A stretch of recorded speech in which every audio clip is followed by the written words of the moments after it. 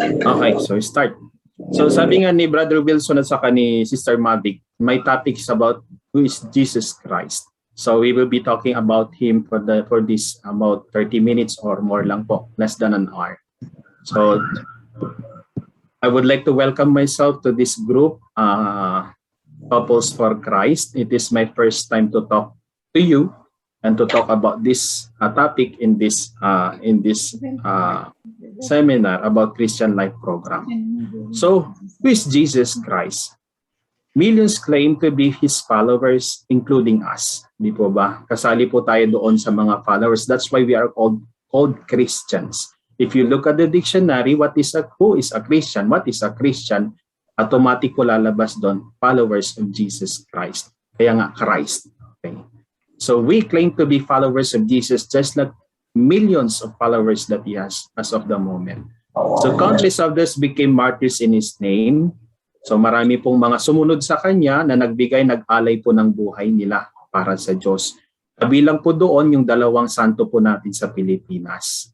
Okay, si San Lorenzo Ruiz at Pedro Calungsod. They were martyred because they do not like to, ayaw po nalang talikurang pananampalataya nila.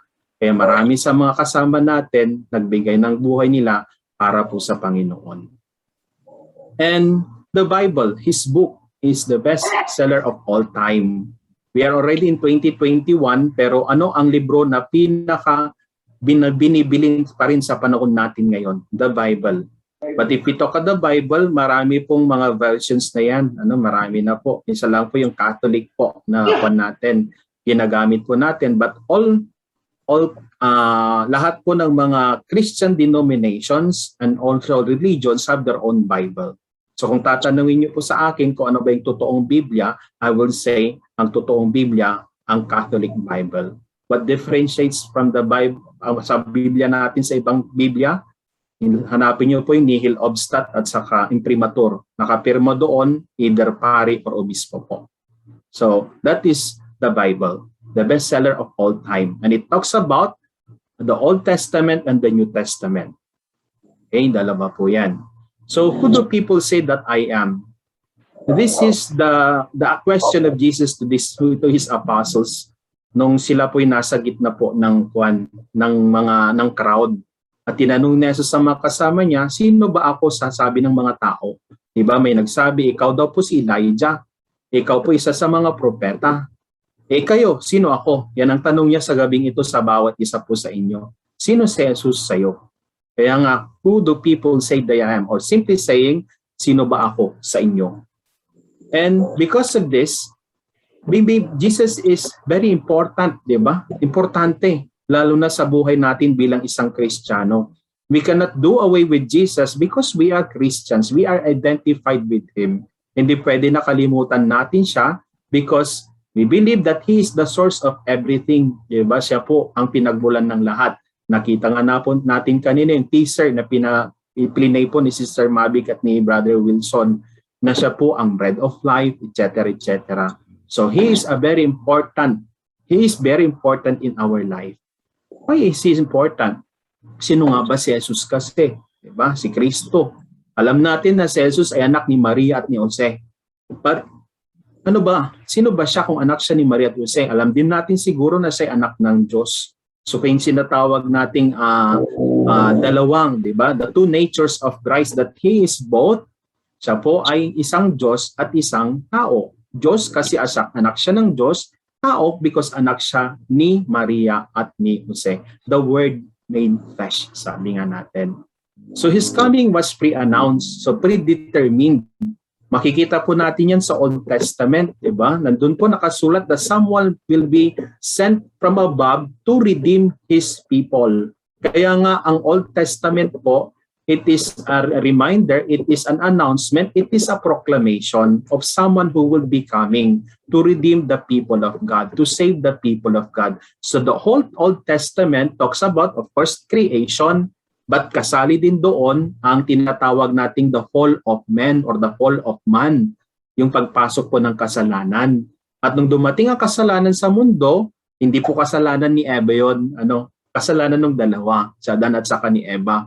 Because even if si Eva ang nauna, still, bakit sumunod si Adan? So we cannot blame Eva only, kundi it is now high time for to accept that it is part of the plan of God. Pero ang importante dito, ang pagdating ni Kristo ay alam na noon pa pong panahon na iyon. Kaya nga continuous po ng mga propeta nagsasabi, repent, magsisi kayo sa mga kasalanan nyo kasi darating na ang sugo ng Diyos at tayo ay kanyang tutulungan at hindi man tayo po ay kanyang i-judge, sabi po doon.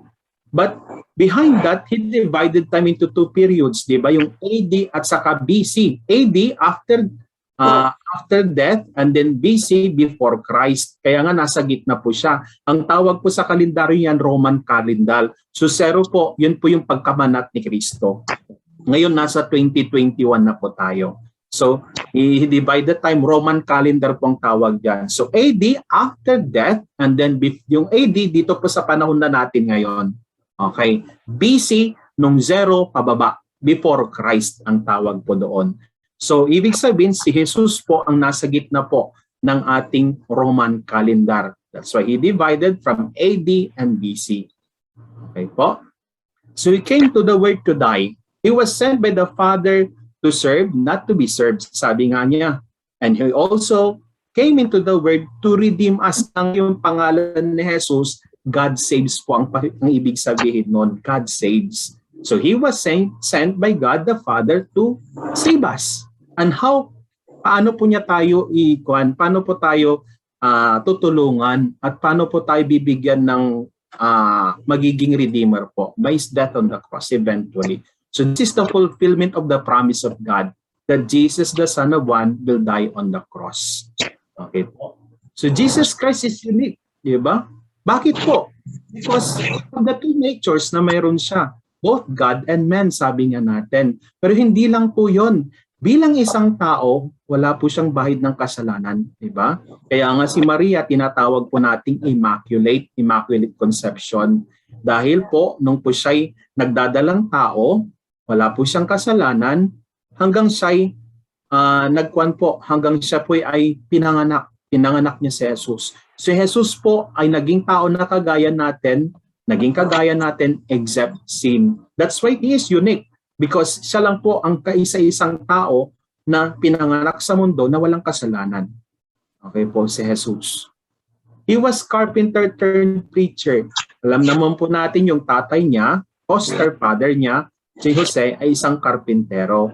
So it is but just right na si Jesus din ay naging karpintero na kagaya ng kanyang tatay. Pero nga lang, when he started his public ministry at the age of 30, nagbago na po ang kanyang direksyon. Naging preacher na po siya. Take note, 3 years lang po na naging preacher siya. And when he preached, he do it. Sinasabuhay po niya ang sinasabi niya. 3 years lang po nga. 33 po siya kasi nung kanyang tinanggap ang passion, death, and resurrection. Okay po? So he had neither an army nor a school. Hindi po nag-aral si Jesus. At wala po siyang mga sundalo. Kaya nga, kanina nung sinelebrate namin ang Paris Christ the King namin, I reminded the people na si Jesus ay kabaliktaran ng pagiging totoong hari, na isang taong hari. Kasi ang isang taong hari, alam natin ang isang hari, if we talk about human king, ibig sabihin po ito po ay mayaman, ito po ay with power, and ito po ay sikat. Pero si Jesus kabaliktaran po. He has no school, hindi po siya nakapag-aral because his wisdom came from the Father, came from above, and wala po siyang mga army. Ang mga kasama niya, friends. And I will not call you servants, but I will call you friends. And that includes you and me, lahat ng Kristiyano. Oh? So, he expresses emotion. Kaya nga po, siya po ay isang naging tao na kagaya natin. Very emotional po siya. In a way, bakit po? If we talk about yung naman po ng New Testament, makikita po natin doon na very passionate and emotional siya. Madali po siyang nakaka-relate sa mga mahihirap. Kaya bawat mahihirap na lumalapit sa kanya, tinutulungan po niya. Walang taong lumalapit sa kanya na pinapabayaan niya or hindi niya pinapansin. Kasi si Jesus po ay emotional. He's so emotional and he relates in love. Kaya nakikita po niyo sa picture. Lahat po mahal niya, lalo na ang mga may kailangan at mahihirap. Okay? So he was a magnetic leader. Ibig sabihin po, he attracts people. Ang mga tao lumalapit po sa kanya because he is an effective preacher. Pinapakinggan siya ng mga tao and he used parables. Ano bang parable? A short story. Kaya nilalapitan siya kasi understandable and daling maintindihan. Hindi lang po ng mga nakapag-aral, even yung mga tao na walang pinag-aralan. Kaya nga, he's a magnetic leader. And eventually, he walked his talk. Ibig sabihin po, yung sinasabi niya, ginagawa niya. Hindi lang po siya puro salita. And as much as possible, siya po ang tumutulong. Siya po ang nagtatrabaho. Take note, in the feeding of the 5,000 men, siya mismo ang nagbigay ng pagkain.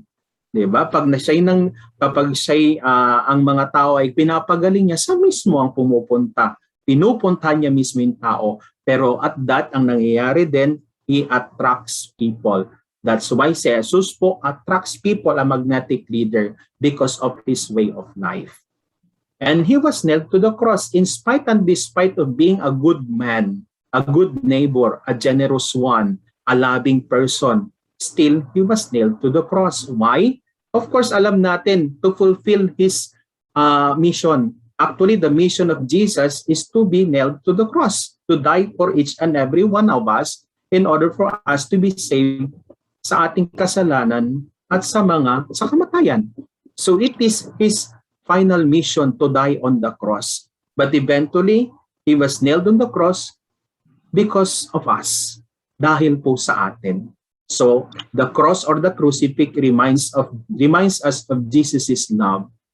It reminds of death, but eventually it reminds us of the love of God to each and every one of us. Namatay si Kristo dahil po sa atin, dahil mahal niya tayo. Okay? We would have faded into oblation. Pwede naman kasi na si Jesus hindi gawin yun kasi Diyos siya.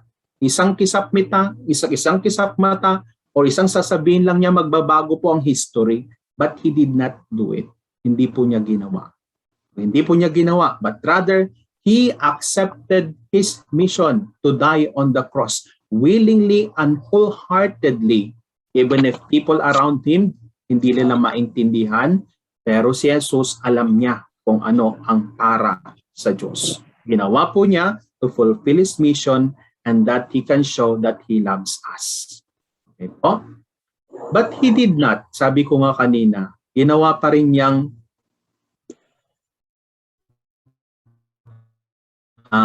ginawa pa rin niya kung anong dapat. He performed many miracles. Sabi ko nga, marami siyang mga ginawang miracles sa buhay niya. It started in the wedding at Cana, yung pong turning water into wine. Okay po? So doon po nagsimula at dire-diretso na po. And those miracles, he attributed everything to the Father. Even if siya po'y makapangyarihan, pero he did not claim na siya ang gumagawa noon. It is God the Father through me. So every miracle that he does, he attributes it to the Father. Hindi po niya sinasabi na kakayahan niya yun. Kaya nga, he always pray the connection to the Father, yung connection niya po sa Ama, ang nagbibigay sa kanya ng lakas. Yan ang palagi niyang sinasabi. Kaya nga may oras siya palagi para magdasal. Kahit gaano ka-busy siya, mayroon at mayroong oras para sa Ama. Kaya nakakaya niya na gumawa ng mga miracle o kababalagan sa harap ng tao. Okay? He forgives sins. Eventually, Jesus also says that he is not, sabi nga niya, ano ba ang pinaka maganda? Ano ba ang magandaling gawin? Yung magpatawad ng kasalanan or magmamuhay ng tao, bumuhay ng tao. He forgives sins eventually because he is God, di ba? Siya po ay Diyos. Pero during his time, he was trying to be ostracized because of it. Kasi sabi nila, he is just an ordinary human being. Why is it? Kaya nga, ang kwan sa kanya, he is blaspheming. Di ba? Kasi he claimed to be God. But eventually, we know Jesus is God. Yan po ang pinasabi niya. He forgives sins because he has all the authority to do it because he is God. Okay? And then, he gave life. Nagbibigay po siya ng buhay. Marami po siyang, isa po doon sa binigyan niya ng buhay, yung pong friend niya, best friend niya na si Lazarus. Di po ba? And then yung mga tao na yung mga nasapian ng masamang espiritu, pinapaalis niya yung mga masasamang espiritu. At eventually, not only life but inspiration. Kasi every time he talks, everybody is inspired. As if life is so joyful, life is so meaningful, life is so parang ang pag nagsasalita si Jesus, parang ang buhay ay kay gaan-gaan. Kaya nga, he gives inspiration to those who are listening, and those people, yung mga tao na lumalapit sa kanya, they eventually are encouraged. Kaya nga, that life, not only yung nangyari kay Lazarus, but each and everybody, lahat po ng tao na lumalapit sa kanya, parang nabibigyan ng pag-asa. And hopefully, it includes you and me. He claimed to possess all power in heaven and earth. Kaya nga nagpapagaling po siya ng mga may sakit, di ba? And then nagpapalayas ng mga masamang espiritu. He has all the power and authority because he is the Son of God. Di ba? He is the Son of God. So he has all the power and authority.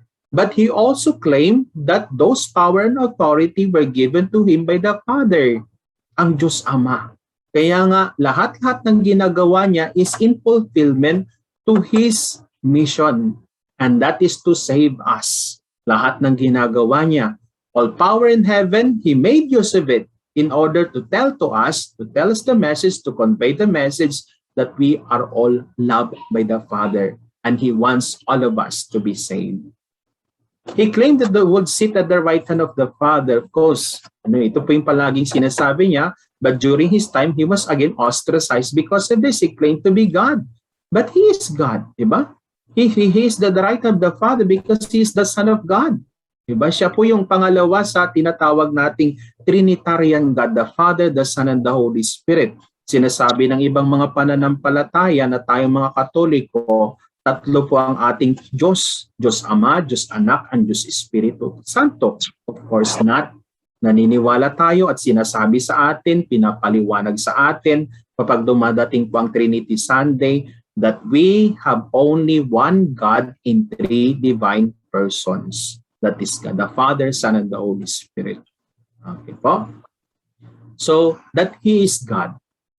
And then, people realize that He was God. Why? Yung nakita po sa picture, siya po ay naglalakad po mismo sa gitna ng dagat. Siya po ay naglalakad mismo sa gitna ng dagat. So, all the apostles were telling, He's really God. And then kapag nagpapagaling siya ng mga may sakit, people tell, they realize that God is really present in front of them. Kaya nga, maraming nakakapansin at nakakakita na si Jesus ay iba, kakaiba. Pero dahil kakaiba siya, alam natin because siya ay Diyos. Sabi ko nga kanina, the second person in the Holy Trinity. Okay, we can find that in Peter, yung kanyang discourse with Peter, nung nahulog si Pedro dahil nagdalawang isip siya, why did you doubt? Sabi ni Jesus, why did you doubt? Nandito ka na pero malis ka pa rin, nagdalawang isip ka. Kaya we can find that in Matthew 16:13 verse 6.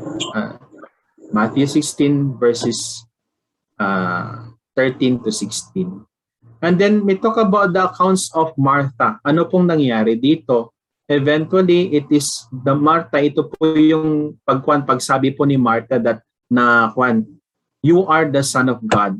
Okay, yun po yung sinabi ni Martha dito. Kasi pinagaling niya yung kapatid niya na si Lazarus. I know you can do it, Lord, because we believe that you are the Son of God. So ito po yung sinabi ni Martha dito. So he is trying to tell that this person in front of us, our friend, is God. And we talk about Nathaniel. Sino ba po si Nathaniel? He is one of the apostles. Actually, siya po si Saint Bartholomew. Siya po yung Saint Bartholomew. Yung mga taga-Pangasinan po, siya po yung patron saint po ng San Manuel, Pangasinan. Si Bartholomew or Nathaniel, ito po yung nasa po. Yung nakita ni Jesus at sinabi niya, I saw you in the fig tree. Ito po yun. And then on the account of that, Bartholomew followed Jesus because he saw that Nathaniel or he will become Bartholomew, eventually became one of the apostles of Jesus. Okay? And then Thomas, the doubter, Didymus, sabi nila, Ito po yung sinabi niya na nung nagpakita po si Jesus on the upper room, wala po nung after resurrection na po ito, nagpakita si Jesus sa unang pagkakataon, wala po si Thomas. And then yung sinabi ni Jesus sa kanila, pag dumating si Tomas, sabihin niyo at ako'y pupunta dyan. So nung pumunta si Jesus doon, hinanap niya si Tomas at sabi niya sa kanya, hawakan mo Tomas ang aking mga kamay, hawakan mo ang aking tadyang, tignan mo ang mga paa ko. So anong ginawa ni Tomas? Kagaya po ng picture, lumapit siya, hinawakan niya. Alam po niyo ang sinabi ni Tomas pagkatapos niyan, my Lord and my God. So it is already a great manifestation that Jesus and that Thomas really believed that Jesus is God and has resurrected from the dead. Kasi hindi po siya naniniwala. Pero eventually naniwala siya at sabi niya, my Lord and my God. And then the centurion, ito po yung anak po niya na nagkasakit. Or sabi niya sa kanya, you do not need to go to my house, Lord. Isa lang po na salita nyo, alam ko po nagagaling siya. Okay? Alam po nagagaling siya. You do not need to go to my house. Kasi ako po ay may mga sundalo din kung anong order ko, anong sinabi ko gagawin nila. At naniniwala ko kung sasabihin nyo po, mangyayari kung anong mangyayari. Kaya nangyari nga, gumaling po yung anak ng centurion. On that time na sinabi ni Jesus, your daughter had been healed. On that moment, gumaling yung anak po ng centurion at naniwala itong centurion is a captain of the Roman soldiers. Okay? Even the evil spirits recognize him. Di ba sinabi po ng mga spirito, I know Jesus, wag mo kaming gagalawin, kilala ka namin. Ano bang gagawin mo sa amin? So even the evil spirits recognize Jesus. Pero sinabi ni Jesus sa kanila, lumayo kayo. Malis kayo sa mga taong yan. We can find that in four accounts in the Bible: Matthew, Mark, and Luke. You can utilize it. You can find that and locate it. So it speaks about the evil spirits recognizing Jesus that He is God. He is the Son of God. They know Him. Okay? Was Jesus a lunatic or a liar? Ano pong lunatic? Ibig sabihin po yung baliw. Baliw ba si Jesus? O kaya siya po ay sinungaling? Of course not. Because sabi ko nga kanina, He do what He says. He walk His talk. So hindi lang po siya nagsasabi, ginagawa rin po niya. Never Jesus had been a lunatic and liar because He does what He says. Okay? And then Jesus is God. Yes, sabi ko nga kanina, is the second person in the Holy Trinity. He is divine because He is the Son of God. And we know that. Diba? Kaya nga, yung tinatawag nating incarnation. Ano po yung incarnation? The Word made flesh. The Word, siya po yung salita na naging tao. Siya po yung sinasabi po in the Gospel of John, the Word made flesh. If you will try to read the Gospel of John, yung unang mismo ng salita doon na makikita mo in the Gospel of John, that Jesus is the Word made flesh. Okay, so He is God. It is through the cross that Jesus reveals His identity. Sabi ko nga kanina, because of the cross, He was able to fulfill His mission, but eventually, napakita niya sa mga tao na siya ay totoong Diyos dahil po siya ay nabuhay. Kaya po, hindi po natatapos ang pananampalataya natin bilang isang Katoliko sa Biyernes Santo, kundi po ang pananampalatayang Katoliko ay resurrection po. Kaya nga, ang tawag po sa atin, resurrected people. Okay, resurrection people. We are never, hindi po tayo mga Biyernes Santong tao. We are resurrected or resurrection people. Kaya nga pinapaalala sa ating lahat na don't you worry because Jesus resurrected from the dead, reminding us that He is true God and He will never abandon us. And in time, He will do it also to us. He will resurrect. Okay? So the cross is a language. What kind of language? Communicates human weakness. Okay? Because during that time of our Lord, ito pong pagkapako sa cross ang pinakamataas na klase ng kamatayan. Okay, ito po yung pinakamataas na klase ng kamatayan. Yung mga napapako sa cross during the time of Jesus, ito po yung mga kriminal. Okay, ibig sabihin po, mga kriminal talaga. Pero nga lang, pinalitan po niya that tells us, di ba, na tayong mga tao, let us be reminded that Jesus died on the cross to tell us that we are weak, but we can also be strong. So this cross is sin. So tayo pong lahat ay sa pamamagitan ng pagkamatay niya sa cross, tayo sinalba sa kasalanan at kamatayan. Conveys need for redemption. Tayo pong lahat ay sinalba po. Sabi ko nga, Jesus died once and for all of us. And He died precisely because He died for us so that we could be saved from sin and death. Yeah, sin and redemption. The cross is a parable, tells a story and provides a lesson. Marami pong ibig sabihin po kasi ng cross, di ba? Many people, many priests and also spiritual gurus, spiritual speakers na sinasabi po nila that the cross reminds us of two dimensions, the vertical and the horizontal. The vertical, yung patayo po, it reminds us of our relationship to God. Okay, relasyon natin sa Diyos. The horizontal reminds us yung relasyon natin sa kapwa-tao natin. So from that, makikita na po natin na yung cross pala is love, di ba? Pagmamahal. Our love to God and our love of our neighbor, the two greatest commandments. Okay? And also Jesus bore the pain, di ba? He endured the pain. Nakakita na po ba kayo ng ng picture o kaya replica o kaya anuman ribulto po ng The Passion of Jesus? Or have you seen the movie The Passion of the Christ? Diba? Yung nangyari po The Passion of the Christ of Mel Gibson, wala pa po daw sa katiting yung totoong nangyari kay Kristo. Pero nakaya niya. Bakit po yan nakaya na nagsusugat-sugat niya, naaalis na yung kanyang laman? Because eventually He is God. He can bear anything, any pain. Any human person cannot do it. Hindi po natin kaya yon. He was able to bear it because He is God. He did it for us. Okay? Jesus cried a prayer, di ba? So ang Panginoon, sabi po niya, Father, forgive them for they do not know what they are doing. Di ba? Yan po yung prayer niya when He was hanging on the cross and about to die. Patawarin mo po ang mga taong minamahal mo po kasi hindi po nila alam yung ginagawa nila. At yan din po ang paalala sa ating lahat. Minsan ang mga ginagawa nating mga kasalanan, hindi natin alam, but Jesus reminds us to at least repent, di ba? Magbagong buhay. So, we know Jesus through the cross. Number 2, the cross is a meaning, we know Jesus through the cross. So, sabi nga natin, the crucified Christ, the crucified Jesus. Okay? So siya po ay nag-alay ng buhay niya para sa atin. Number 2, the cross is meaningless without the resurrection.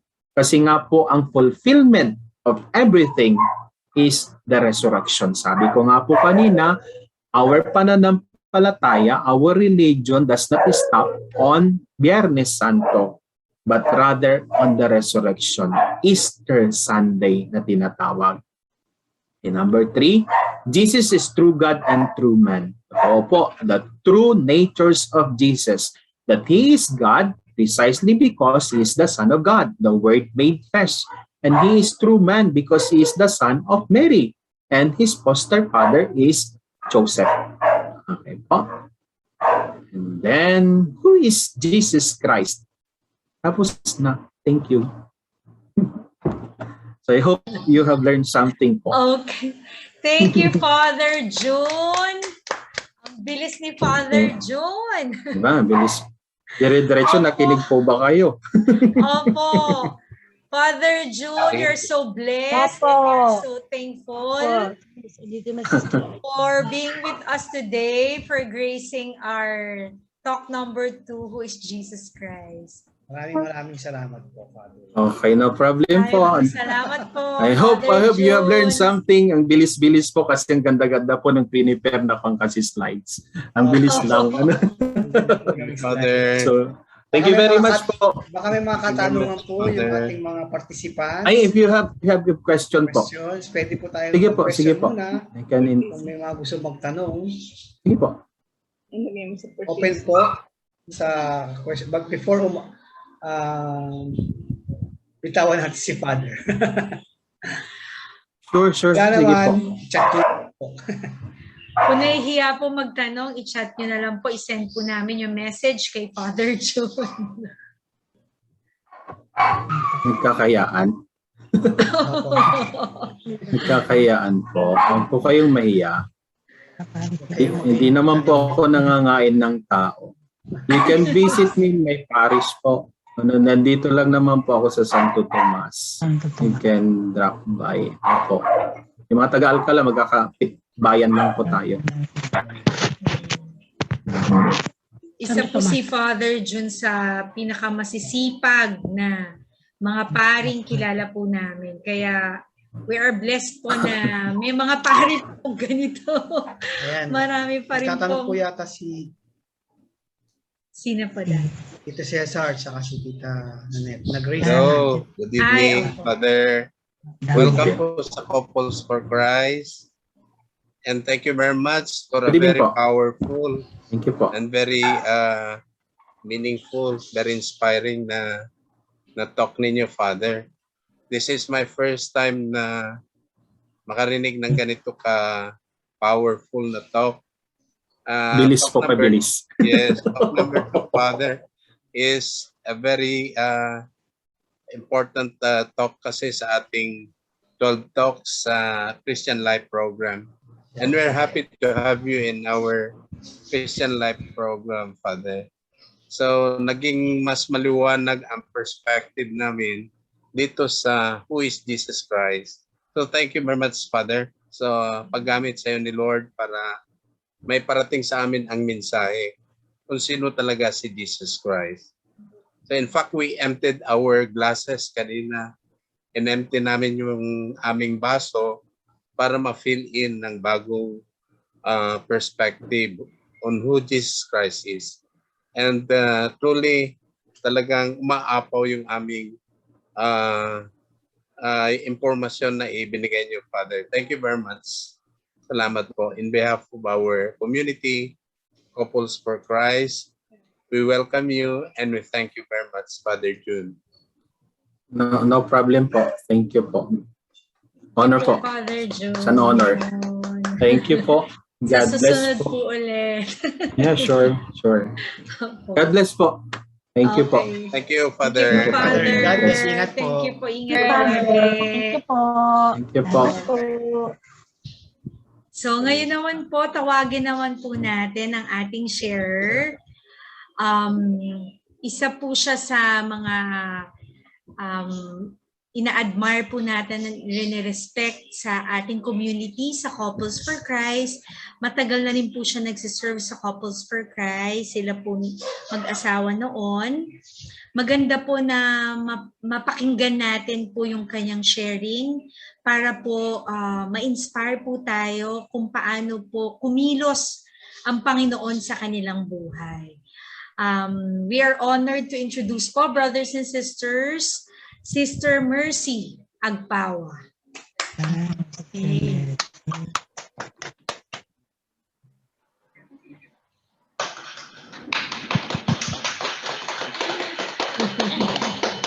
Dahil palakpak ng mga taga. Good evening, brothers and sisters. Good evening. Siguro andito sa tabi ko si Bro Ed at ginagabayan siguro ako kung ano sasabihin ko. Kaya kanina sinabi ni Brother Wilson na Sister Mercy, hindi na ako umimik. Because tayo po na Couples for Christ, kung ano man ang ibibigay sa atin, i-accept lang natin kasi nandiyan naman si Lord na siyang gumagabay sa atin. Kung uumpisahan ko po, before and after, talagang mahabang aking sharing. Pero ito na lang, yung during our service in this community, the Couples for Christ. Brothers and sisters, kami pong mag-asawa ay maraming hinahawakang service. Pero kahit na marami, patuloy pa rin ang aming pagtanggap. Though minsan may mga hectic, okay lang, nakakaya naman. Pero brothers and sisters, lalo na dito sa mga bagong couples, mga participants natin, personally, I'm speaking for myself. Noong naka-join ako sa Couples for Christ, unti-unti, parang lumalapit ako kay Lord na parang isang tatay. Talagang personal po yun na sa sarili ko na kung ano man yung mga dumating na problema, parang takbuhan ko si Lord. O pupunta ako sa kwarto, nagdadasal, sinusumbong ko kung ano man yung mga nangyayari sa akin, sa aking trabaho, sa aking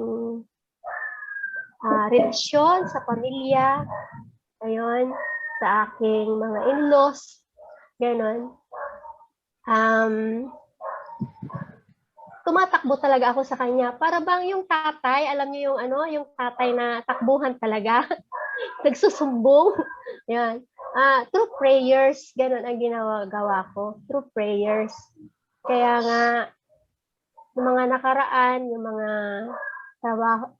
trabaho ko, medyo nagkaroon ng pahirapan pa para makuha ko yung aking posisyon.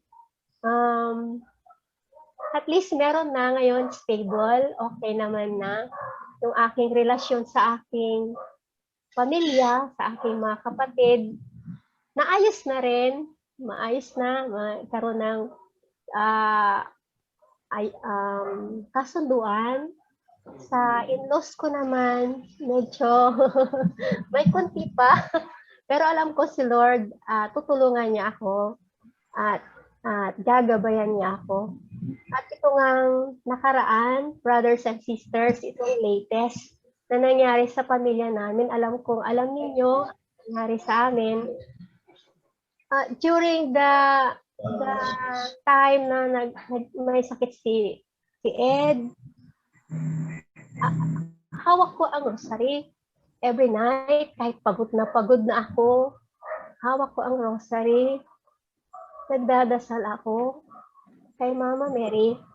Of course, with nandun din si Lord na sinasabihan ko, I offered Edralyn. Sabi ko, Lord, bahala ka na kung anong gusto mo. It's your will, it's your plan, anong gusto mong mangyari sa family namin. Kasi nga, pati mga anak ko nagkasakit na rin. Luckily, hindi ako nagkasakit. It's because maybe ako yung parang nurse, di ba? Tagaluto, taga-ayos, taga-ganon. So, every night, ganon. Kahit pagod na ako, kahit na sagad na yung katawan ko, nayayat talaga ako na I keep on praying. Naantok na ako, nagdadasal ako, ay hawak ko yung rosary nga, sabi ko, brothers and sisters. Tapos, takbuhan ko si Lord talaga. Sabi ko, kung ano man ang gusto mo, Lord, ikaw na. Ikaw nang bahala. Alam ko, siguro may plan ka, mas maganda sa amin. So, ngayon,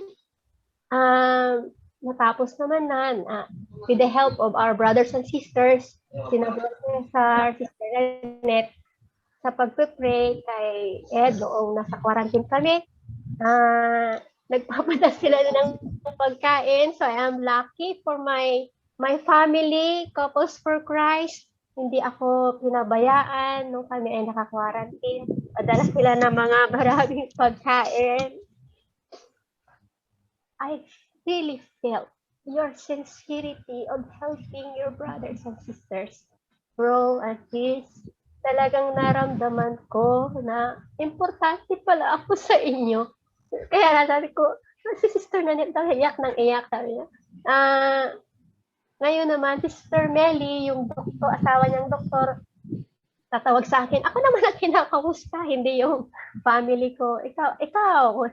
So, ganun, bro and sis, dito sa Couples for Christ, talagang hindi ka pababayaan, hindi man material, bibigyan ka ng tulong, mga words of encouragement,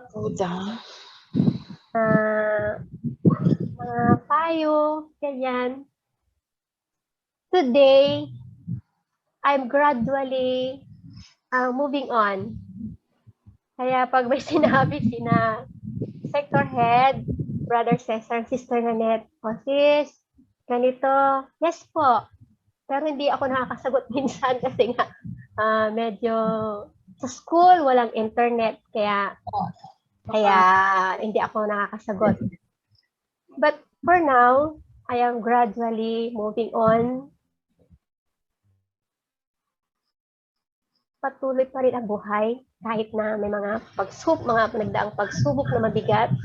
Kahit na nauna na si Ed, alam ko siya ay ready na rin kasi nag-serve siya sa Couples for Christ at saka sa parish. And nagpapasalamat din ako kay Lord kasi hindi niya ako pinababayaan. Alam ko, plano niya. Pero minsan, marami akong hinihiling sa kanya eh. Marami akong hinihiling sa family namin, sa mga kapatid ko, at pati na rin, mahiling ako sa Couples for Christ. Sana ay sagutin niya. So, yan po, brothers and sisters, ang buhay ko, saka kahit na handmaids of the Lord na ako, andito pa rin ako sa Couples for Christ, nagsuserve, mahal na mahal ko po kayo. So, thank you very much. Hey, Praise God. praise God.